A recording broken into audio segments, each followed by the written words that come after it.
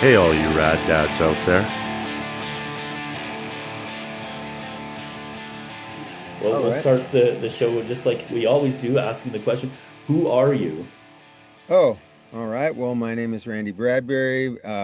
Most people would know me as the bass player for Pennywise. Although it depends on who you ask. It could be many things. But I used to be a stove repairman. Oh, you're the stove guy, or. So yep, bass player Uh, for and of Pennywise. course, the reason that you're here is because you're a dad as well. So would you care to share the name and age of your kids? Our oldest, her name is Ryan, and she was born in 1999, so she's 26 years old. And then son Jason, who's 24, and then a daughter Dylan, who's 15, and a son Gage, who's 14. Oh, you have the whole But gamut. we've had our hands full. Yeah, Yeah. yeah. I have two. So one being 14, one being turning three. So a little bit of an age gap, but definitely Yeah. not four. I don't know how you managed. Congratulations. You're still smiling. Yeah. Well, I mean, how do you manage? It's like if I don't know, you have to just keep swimming. I kind of like, analogy is like, it's just like anything. It's like you're in the water and you need to keep swimming or else you'll sink. And there's no other option. And, of course, we all know it's extremely rewarding, extremely taxing. It's everything. It's like the full life. So it's like everything you can imagine that life would have for you comes when you also have kids and a life and all that. It's crazy. For sure. It But we sounds all like know it. that, right? Yeah. So we always ask this first question. Do you consider yourself a rad dad? Well, that's interesting.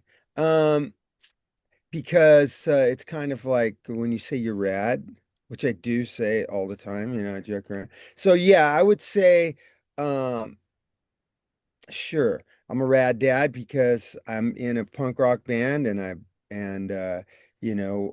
my kids didn't even know what that was for years. So that's a good thing because to them, I'm just dad. So I think right there, if you're able if you're able to have your kids, I mean, I don't know, I let's just dive right in. Like my Totally. my idea is with your kids, you're rad if your children can take you for granted, if they don't have to think that you're making sacrifices for them or anything, because you are, but they don't know it. They just know that life's great and they have their parents there for them that support them and take care of them. So if the fact that I think I accomplished that for periods of time, that I think that makes me rad. Well, sweet. I've never heard that. And like I said, I've done a number of interviews and never had heard that perspective. And I appreciate that too. It's so what are some of the ways that you've done that? Well, you just okay. So there was a huge change that I never expected was going to come when I found out we were going to have our first kid. It was 1999. When I was born, when I came off the assembly line, I'm pretty sure I was made to only give a shit about myself. That's how my pieces were put together. Like, oh, me, what do I need? What do I need? So I did that for a lot of years. And you can't be a rad dad and keep that same perspective. But I didn't have to worry about that because I didn't have to like try because well, of course you try a lot, but I didn't have to try to change my perspective or my attitude because the minute I found out we were having a baby, I was like, instantly there was a transformation to where, what am I going to do? How am I going to take care? And it went from on the scale of the hierarchy, my child became more important than me, my potential, my upcoming child.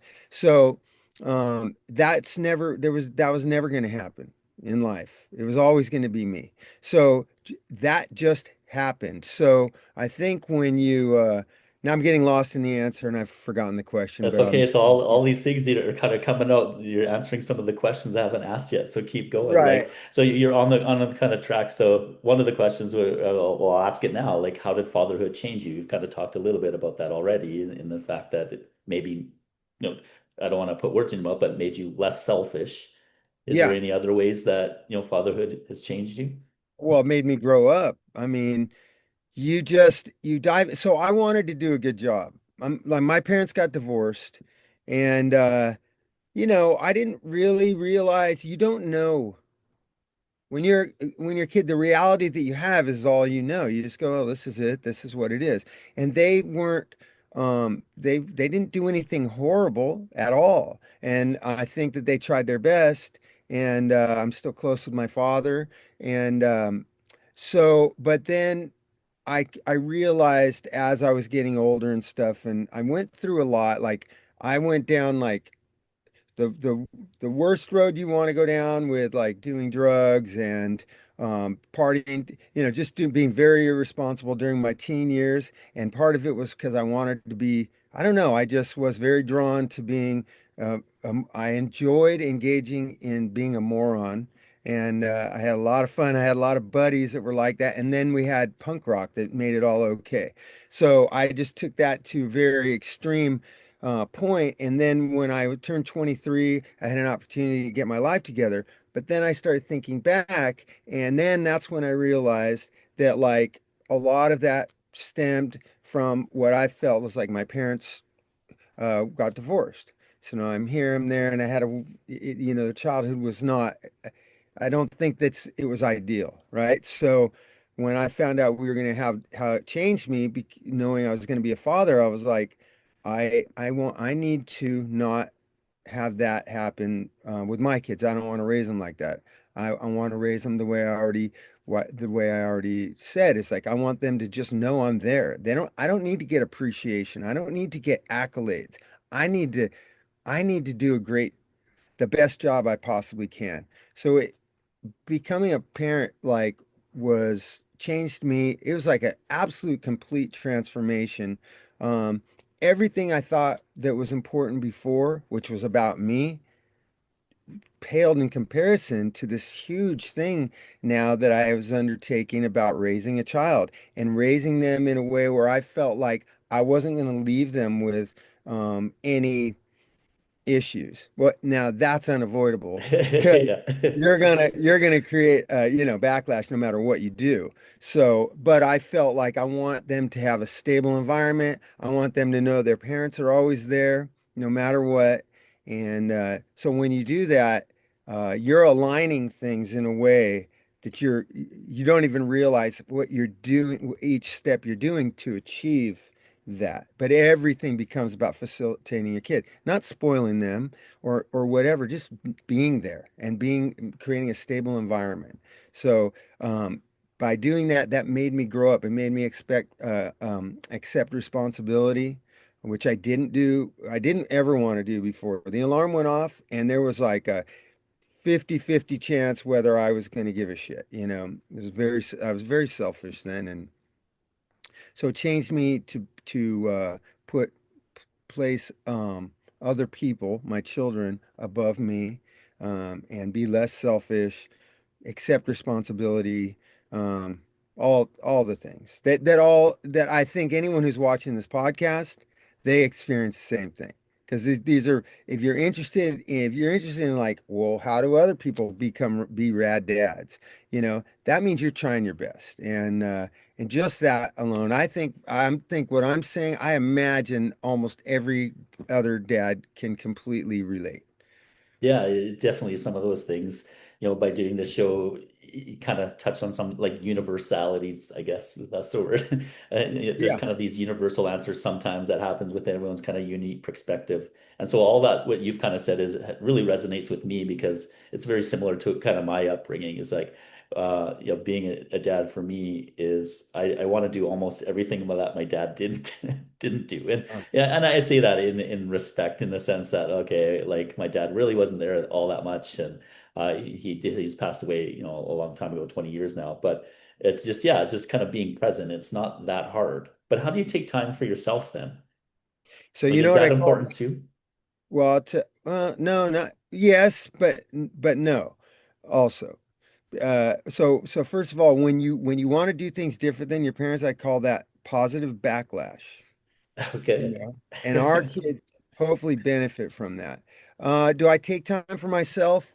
Um, well, yes, of course, because but the time for myself isn't so if I was to answer that question like just a snap answer, I would say no. Because I used to go surfing. I used to play golf. I used to go to clubs all the time. So now I've reprioritized everything. I love music. So, but that's my job, luckily. So if you say, is music time for myself? And now, if that qualifies, then absolutely. When I take time for myself for things that I've prioritized in uh, that help the whole family in the long run. Hopefully, the music I do, which I love doing, that's the job. That's my job, and so hopefully that helps my whole family, and that is our livelihood. So uh, so no, it's not really time for myself, but it really is because I enjoy it. Yeah. I don't do all these other things, and I'm always thinking my wife is always working. She's always doing stuff with the house. She doesn't have a job, but she's constantly keeping the house together, doing things with the kids, and just we're both engaged constantly with just being parents, and it's like a partnership. And I don't drink anymore. I think that when I was drinking and we would go out, that's definitely time for yourself.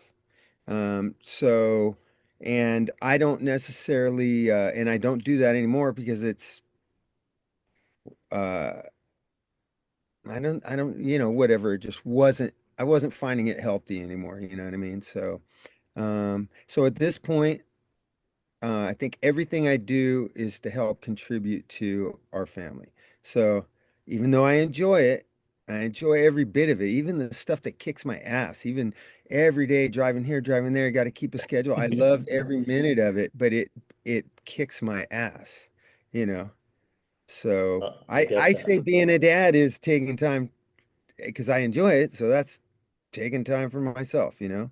Fair enough. Yeah, that makes sense. Yeah, my son's in hockey and my oldest is in hockey. And so, being at the rink an hour earlier and, half an hour after games or, an hour and a half, 2 hours long, it's a big time commitment that happens multiple times in a week. So yeah, that's time. You got to enjoy it or it's going to be a Right. miserable existence. Totally, absolutely. And like, what am I going to do? Am I going to say, no, I can't be there for that long because I'm going to go play pool there. We're going to go play pool. Like we got to, I'm going to play pool at the bar with my bros. No, I talk to my bros that my bros, they understand. And I talk to them when I talk to them and it doesn't matter. There's no big deals. And we just talk about this same shit if we want to. Yeah. So yeah. Do you have any fears of being dad? Did I have fears?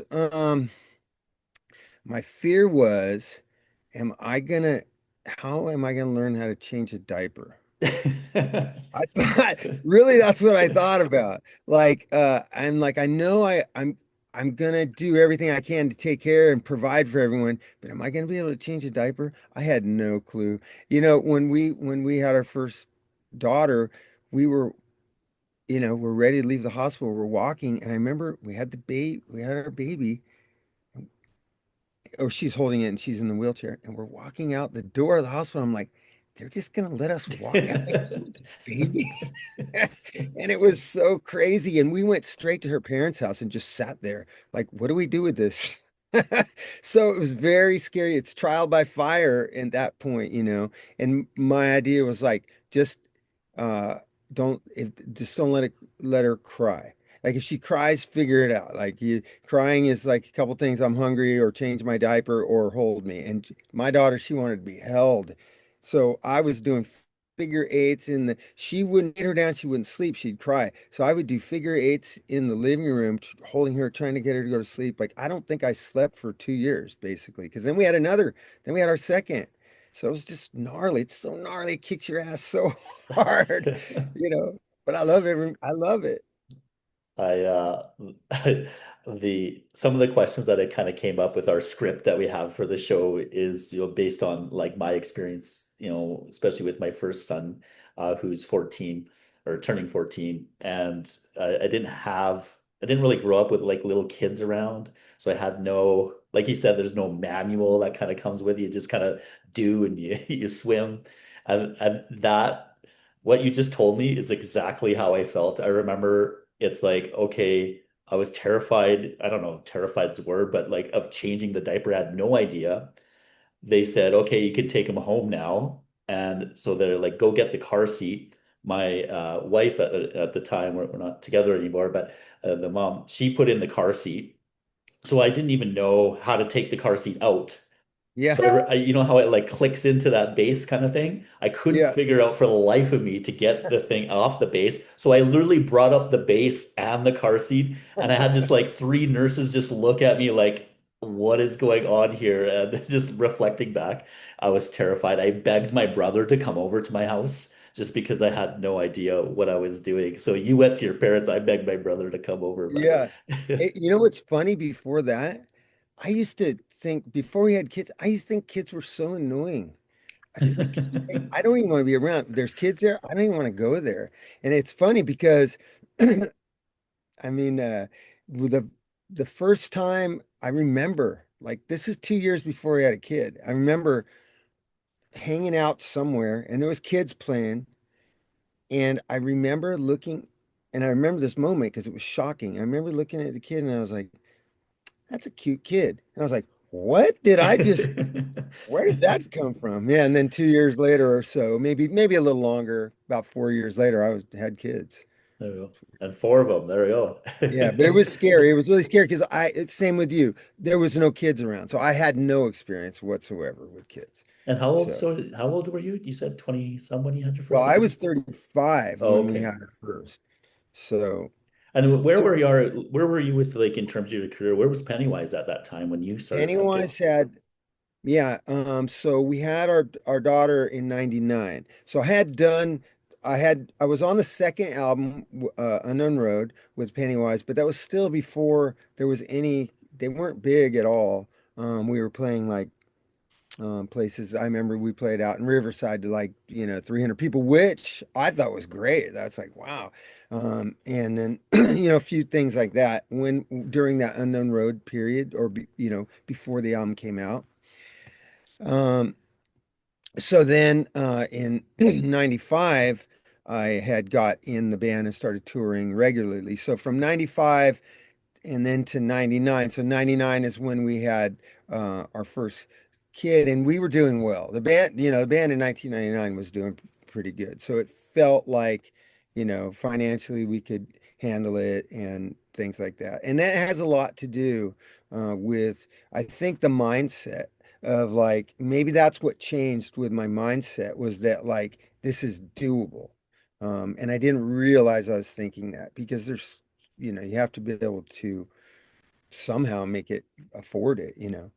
Yeah, Uh, totally. We got bills to pay. yeah, Kids aren't cheap, as you probably know. no. What's the most rewarding aspect of being a dad?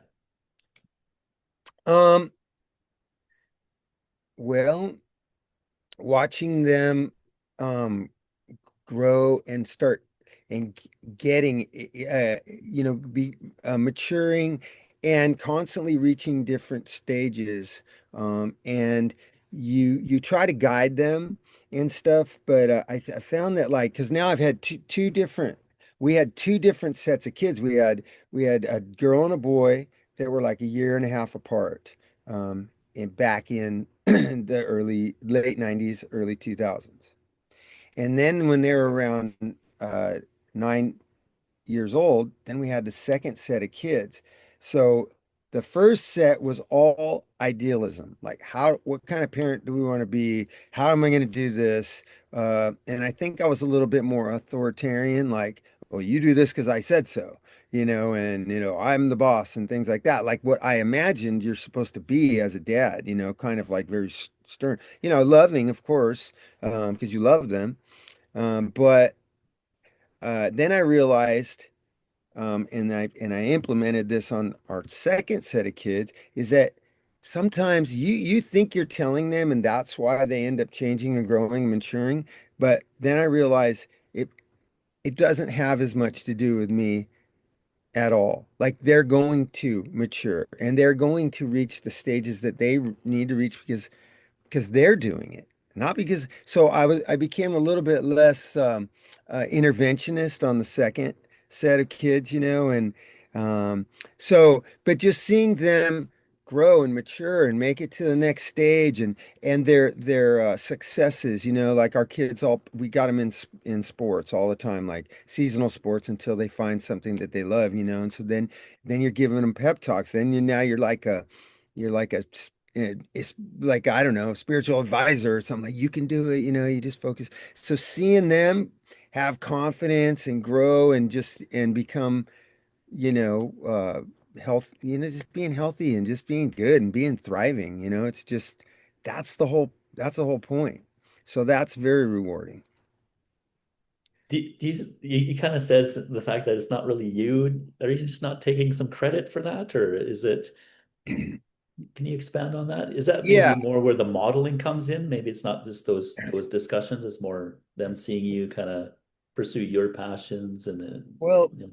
look, you if you what I think you should be doing is you let them know you love them, you let them know that you're interested and you care, and you get them to where they need to be, and you help and you answer questions, you do all these things, but um it's them, so I'll use this as an example, like a plant, you know you get a plant, you got to feed it, you got to get it sunlight, and you got to like not damage it. And then you stand around, you hover, maybe the bug is going to get on it and you swat the bug away.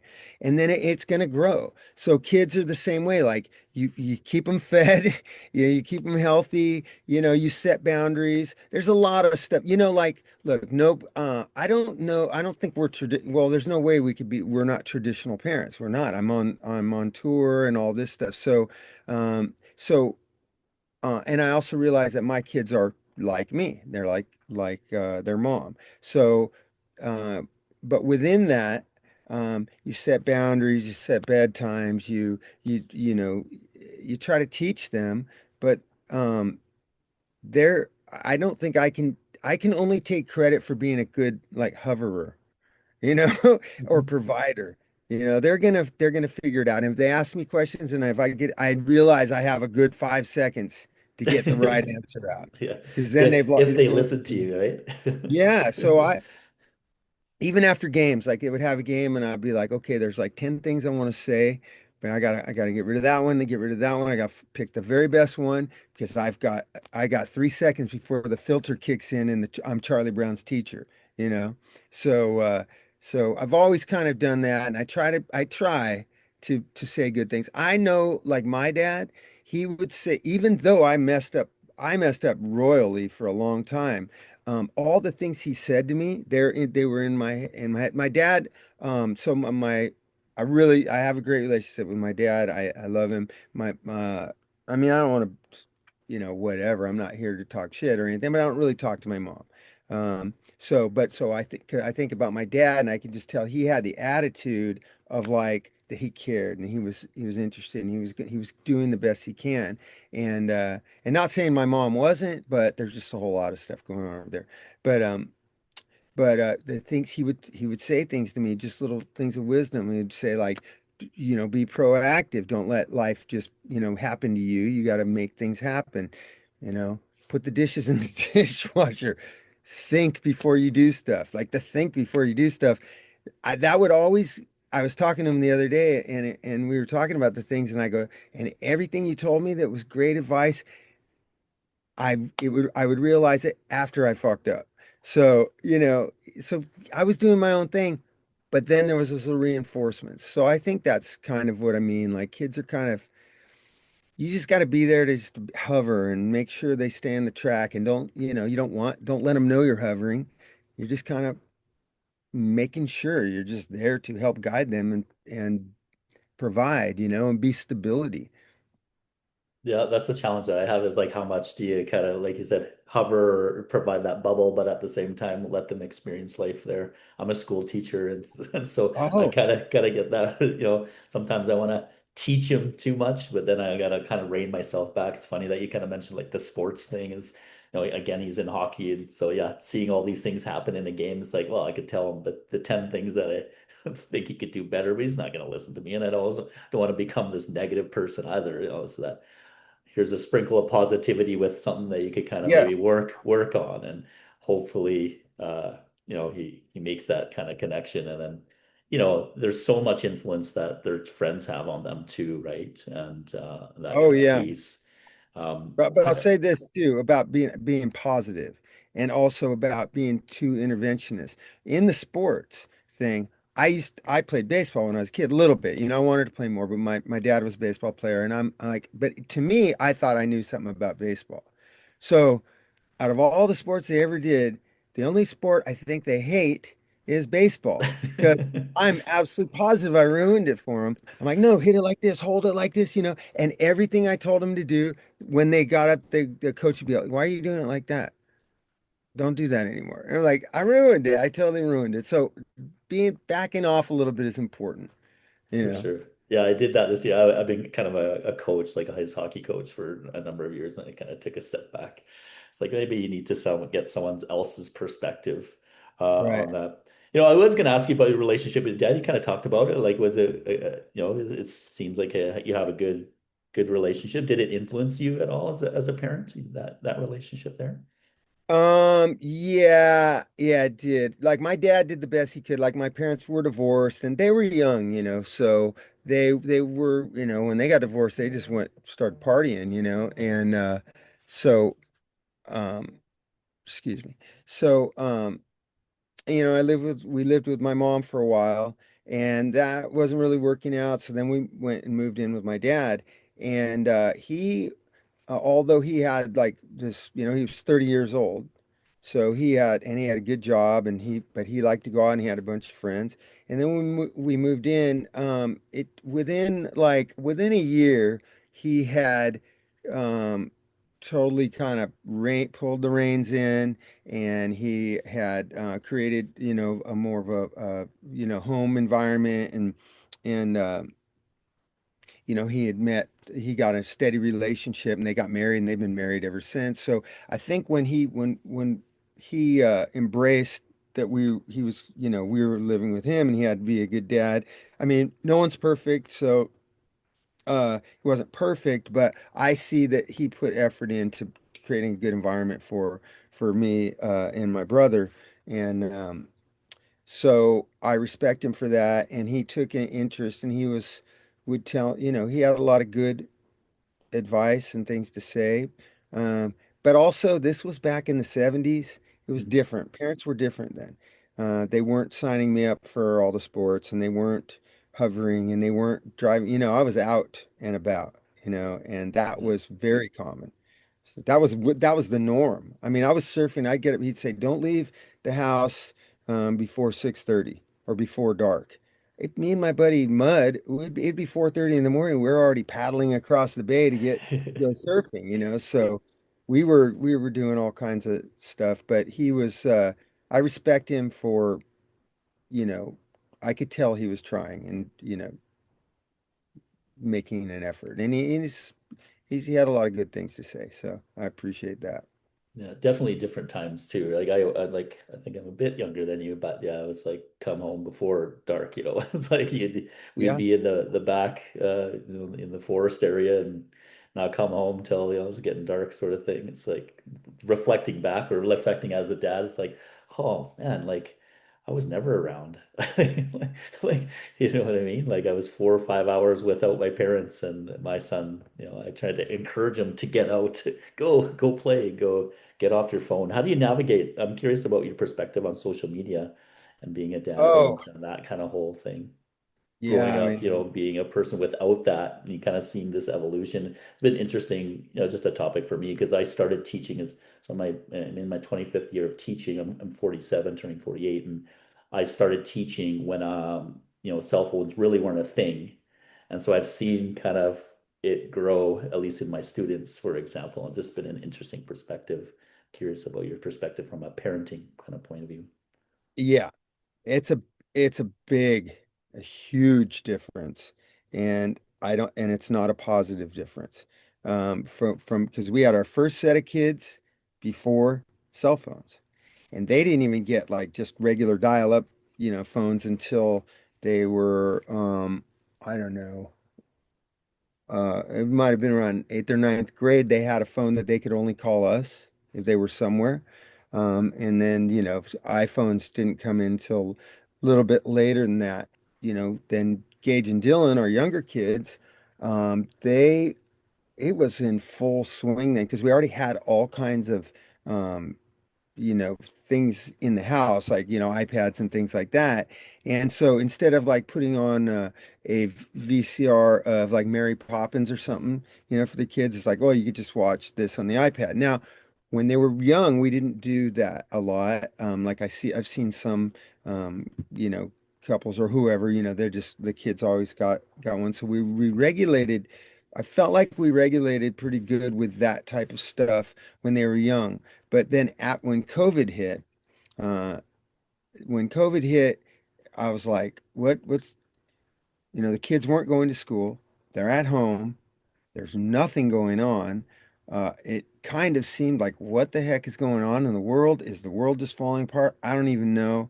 It was very like tumultuous. It was so what we did every day is we had a dog at that point. We went to the park every day and played at the park with the dog and everything for at least a couple hours, if not more. That was the day.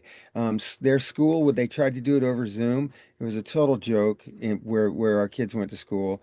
How could they get interested in it? I didn't blame them, and I felt very kind of like, I don't know, that really messed me up. That whole thing, I was like, I was pissed off. I couldn't work. We had no money. I was like, I don't think I was grasping everything. I understood what everyone's going through, but it just seemed like just it was a mess. So I'd be like, what am I going to do? Am I going to really regulate the phone here on the kids? They can't even go anywhere. They're stuck in the house. So so I was like, yeah, sure. Go on your phone. Because before it'd be like, no, you got to do this, you got to do that, you got to do your homework first, at least before you go Yeah. on the phone for an hour. So I'd be like, go, yeah, sure, go on the phone. We'll go to the park in a little bit. So I think that through COVID, and then you got like a year and a half at that age. They were probably, 6 or 7 and 8 or something like that. That is a lot of time, to be influenced by that. So I think now looking back on it, and you can talk all you want about like, oh, I'm not going to make mistakes. I'm going to be a good parent. But I look back on that and I'm like, wow, that was probably not good because they now, also, though, I think at the same time, a lot or the majority were doing the same thing.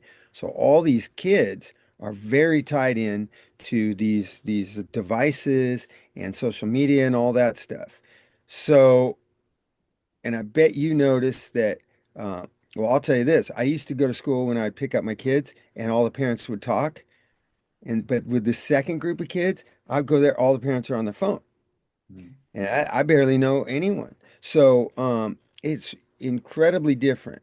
Now, uh, in general, I don't think parents always understand exactly what the dynamics are with kids. Like when we were getting into punk rock, it's like, oh my God, that's the worst thing ever.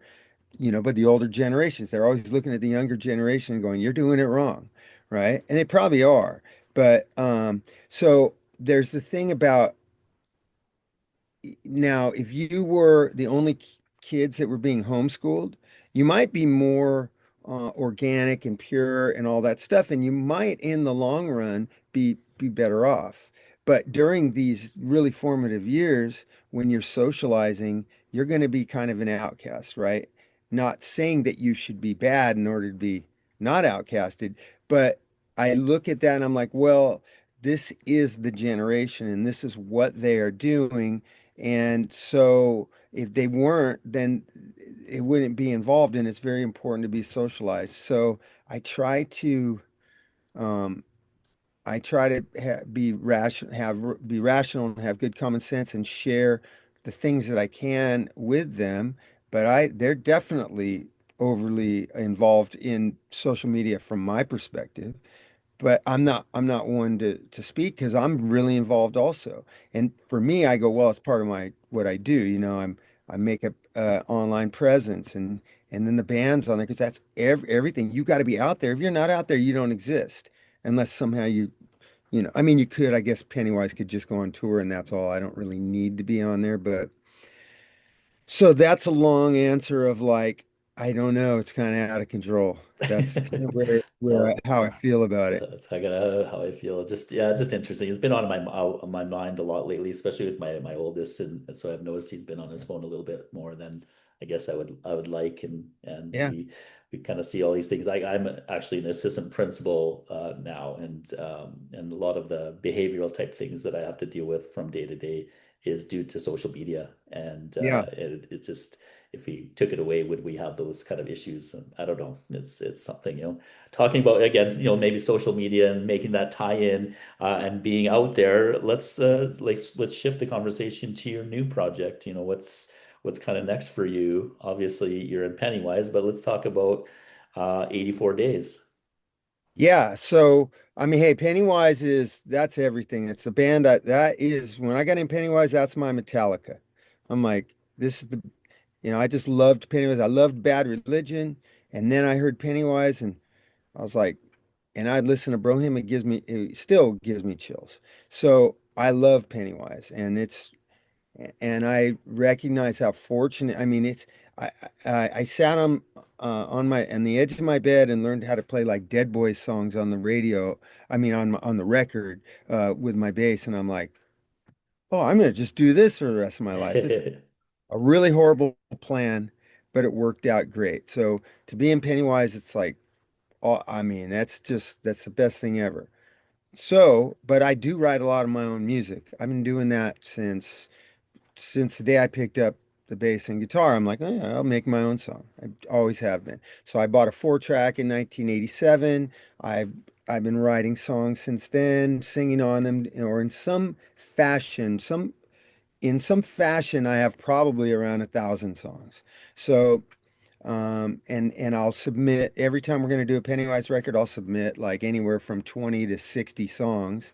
And it's good because there's a strong filter there. It has to get through, like because Jim and Fletcher are writing great songs. So when mine make it through, sometimes I'll get like, you know, I think on one record I got like 4 songs.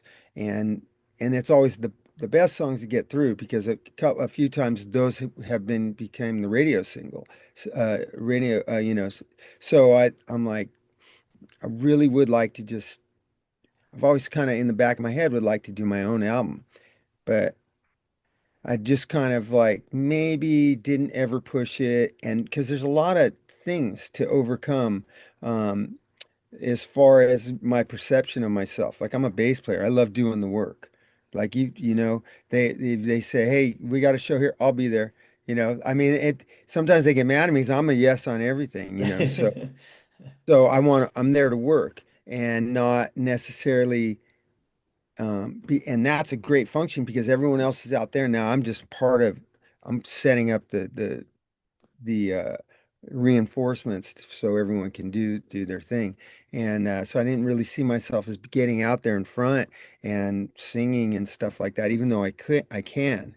So I had to go through this whole kind of change because I had written all these songs like at the end of COVID and because I was feeling kind of like I was trying to do day trading and stuff. I was like, how am I going to make money? I can day trade, and I know all about that I know all about the algorithms and all that crap, and I still couldn't make money because I do it like gambling because gambling is fun, and so anything I like to do, I want to ruin it. You know what I mean? Like, I ruin it, and I can't do it anymore. Like, so anyways, I was feeling a little frustrated. And so I go, you know what?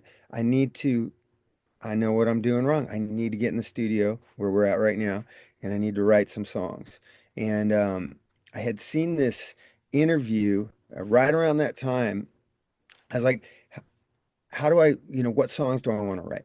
And then I'd seen this interview, and it was with Bob Dylan. He was on a 60 Minutes segment, and the guy was asking him, he said, how did you write all those songs that you did that were, amazing back in the day? And Bob Dylan goes, I don't know. I don't know how I did it. Uh, he goes, and I don't know how I did it. I can't do it again, but I can do other things. And it just clicked. I'm like, those songs that I did write for Pennywise that became the singles, those were the easiest ones to write. It was like they were downloaded, like, where did this come from? Boom, boom, boom. You're writing the whole thing and you have a song in like an hour or 15 minutes even. It's like, I know exactly what to do with this song. The ones that you struggle on and you're writing for days and days or a week, they usually are not good, even though you think they're good. It's those ones that just boom, they just pop in like an epiphany. So I go, how? So then I'm like, so I was trying to get inspiration for writing, and I was only going to write these songs for me because this was like I was feeling frustrated. So I'm writing songs for me. I'm not going to edit. I'm not going to self-edit because sometimes I'll sit there and like I'm writing for Pennywise. I don't want Fletcher to go like, that song sucks. That would ruin the band. Like you sound like Minnie Mouse or just whatever he says. He's funny. So I'm like, I'm just gonna write songs that come to me. And those songs came to Bob Dylan. Um, so I'm going to try to recreate this process where I'm going to be like a receiver of information from the universe or I don't know, wherever. So I played this kind of game to be inspirational, and I pretended for a long time that I'm receiving these songs, right? So I'm sitting in this studio, all dark, and I'm like, I'm going to receive the songs. So the first thing that would come to me, I would just put it down. I wouldn't question it. And then I would write the whole song. I would just sit down and write. Don't think, just write. And then write some lyrics. What's going to come to you? I did this for like a year and a half. And so now I'm sitting on about 20 songs. And I like them a lot when I'm writing them, because why would you? Why would you spend time? They're like your babies. Like you care so much and you're going to do the best you can. So I get into this process.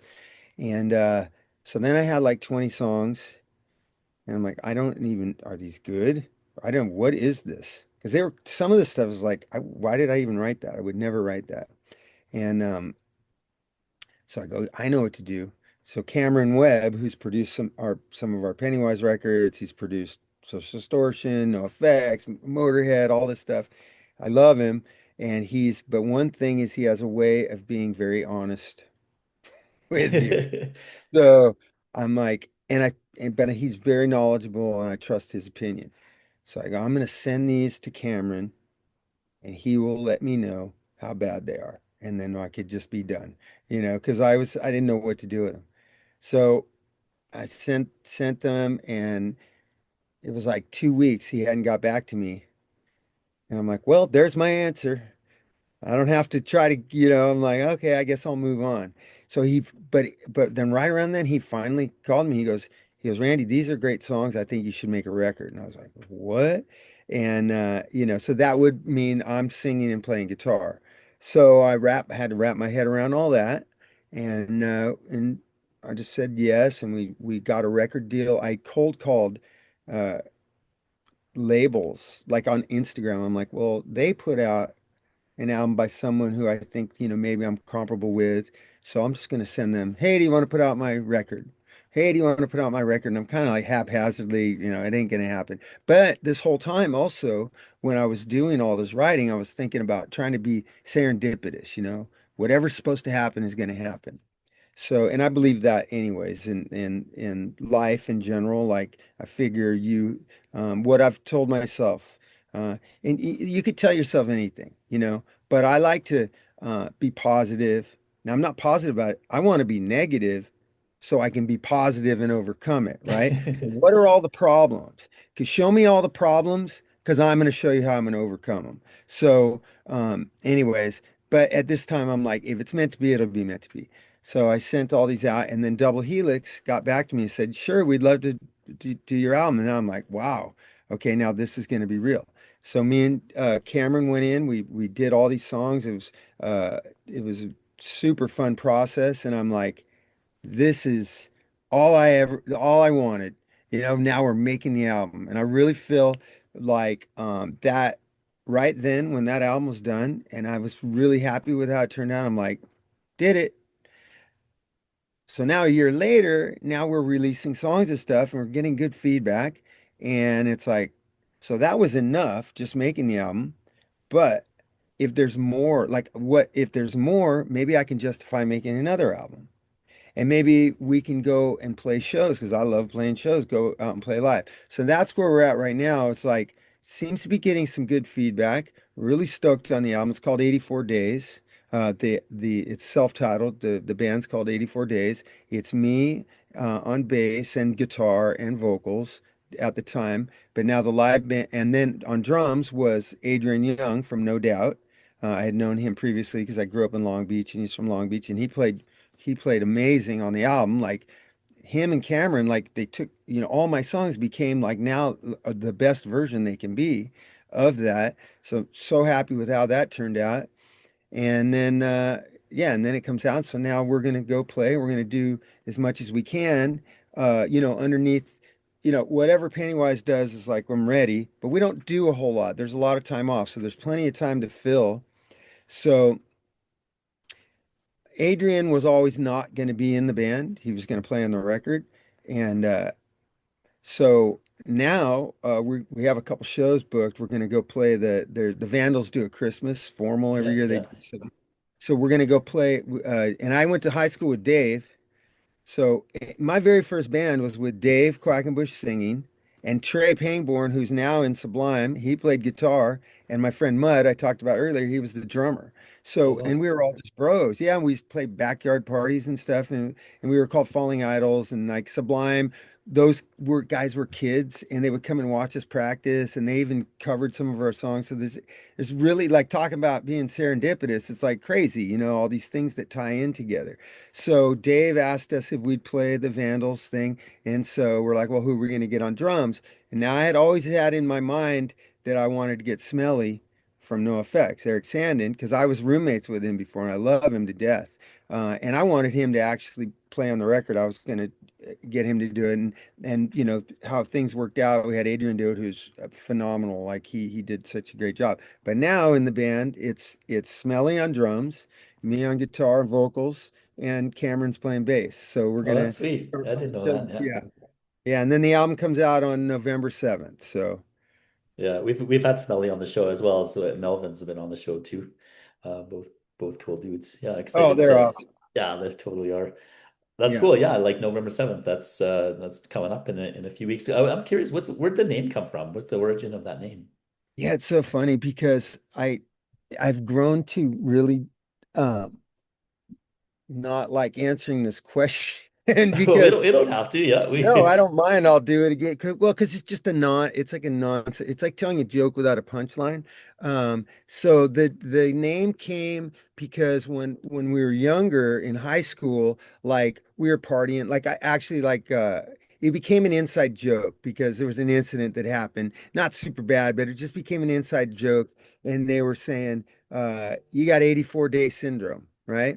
So this 84-day syndrome thing kind of stuck and it just hung around for a while. It wasn't an everyday thing, but I remembered it. And so my friend Mud, he has a label called Long Beach Records, and we did something in 2009 where we did a project together, and that's on one thing. I had like 4 or 5 of my demos that I record by myself in my studio. I play drums, I do everything, and he's like, let's just put some of those on there. We'll get them mixed.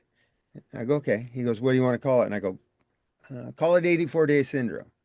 So that's where it came from. And then when we were going to do this, I'm like, well, Cameron's like, what are you going to call it? I said 84-day syndrome. He goes, that's really hard to say.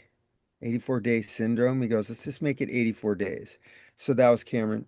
And then now you've seen why I got to learn a better way to answer the question. Because now where it does also tie in is that a lot of the lyrics, like, look at the world's crazy. And I think back one of these books that I read like when I was in high school in 2000, when I was 16 years old. It was 1984, George Orwell's 1984.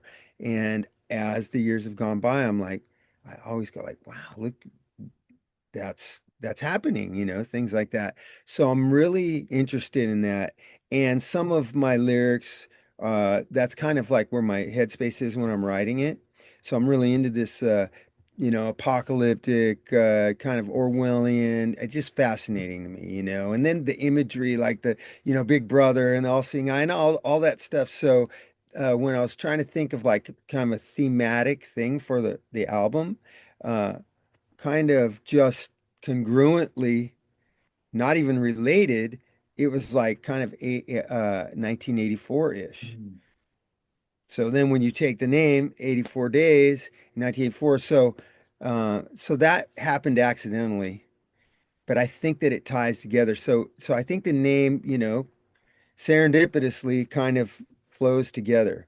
So yeah, there's that clunky answer. I'm like, I don't know, man. I keep getting asked that, so I need to nail that down and make it a little bit more concise, I think. Oh, it works for me. I love the dystopian Oh. novels too that, I read a ton of them in high school for sure. And it's interesting What to else? see. What other ones are there? I mean, besides you had There's what- Huxley, there's the yeah, Huxley Huxley. Brave New World, and some Yeah, of his work, some of the Kafka stuff. I guess you could kind of there's the Road. They made that movie. The Road. I read that. That's a great book. McCarthy. Yeah, yeah. Um, trying to think of some right now. I just I can't off the asked top of my because I'm head. always interested. Yeah, because I look so much like there's this one I bought, Darkness at Noon, and I didn't read it because I started. There's also um, who's the guy that did Gulag Archipelago? What's it called? How do you say it? Archipelago. Yeah, I just kind of like that theme, like that everything's kind of like it's doomsday, but I would survive doomsday, So and I always kid with Cameron, I'm like, because whenever I say something, I'll say something that's like where I think, something's very good is going to happen. I'll be like, I'm delusional, but, you know, and I don't mean that in a bad way. I mean, delusional in a good way where I have this feeling that I always have a feeling that I can make things happen, and not that I can make things happen, but good things are going to happen. And I think that that's so important. Like if I could impart talking about kids, like I was just talking to my son who's 24 yesterday. I'm just talking to him about that. I'm like, you can like kind of you have to manifest good things to happen, and you focus and you set goals and you work for them. And every decision you make is like, is this going to help me? Is this positive or is it negative? Like everything is like and even though the negative it sounds way more fun right there in the moment. Usually, you keep focusing, and you go, and you've got a bullseye up ahead, and you got to keep doing it. And the reason why I feel like I'm allowed to say that is because that's what I did. And now I'm in Pennywise. Like, I was like, I don't know if I was like better than anyone else when we started playing music, but I know that I zoomed in on the target, and I know this is what I want to do with my life, and I'm gonna keep moving forward like as gnarly as possible. I'm gonna do everything I can and never stop. So um, I think it's to me, that's like one of the most important things ever is just keep moving forward and focus and have goals and try to reach them, you know. Uh, so anyways, yeah. So now because of all that, I got a bunch of stuff going on. I got kids, I got Pennywise, I got 84 days, I got punk rock karaoke, and I'm so fucking busy and it kicks my ass and I'm tired and I love every minute of it. It's Right awesome. on. Any last words for any of the dads out there? Uh, I don't know. I mean, what can you say? I think any dad who's watching this is is watching because they're interested in trying to be the best dad that they can be. So just keep doing that. Make that your goal. And you'll end up in a good spot. You're not going to be perfect, but you're going to end up in a good spot, and so are your kids. Perfect. Thanks, Randy. I really appreciate your time. All right, thank you for having me.